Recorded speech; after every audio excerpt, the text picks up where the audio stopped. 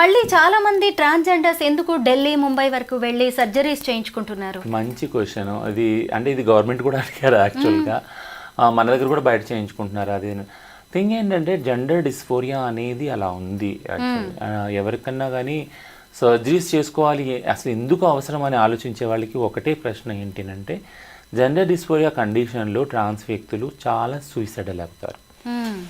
అందులో ఒక transition surgery ఒకటే కాదు, అంటే మెయిల్ ఏదైతే సెక్స్ మార్చుకునేది male to female, male to male ఏదైతే ఉందో అది కాకుండా మనం ఇంతకుముందు మాట్లాడుకున్న ఫెమినైజేషన్ ప్రాసెస్. ఫెమినైజేషన్ ప్రాసెస్కి కొన్ని లక్షలు వాళ్ళ సేవింగ్స్ వెళ్ళిపోతాయి యాక్చువల్గా.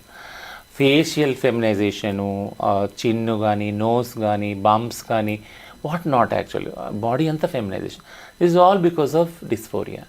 సో ఈ డిస్ఫోరియాని డీల్ చేసే మెంటల్ హెల్త్ ఎక్స్పర్ట్స్ లేరు, ముఖ్యంగా కౌన్సిలింగ్ చేసేవాళ్ళు, సైకాలజిస్ట్, సైకాట్రిస్ట్, క్లినికల్ సైకాలజిస్ట్ లేరు మనకి. సో ఇది ఉన్నప్పుడు ఖచ్చితంగా ఈ ఏదైతే సేవింగ్స్ అన్నీ ఈ సర్జరీస్కి వెళ్ళేవి కొద్దిగా తగ్గొచ్చు, మినిమైజ్ అవ్వచ్చు.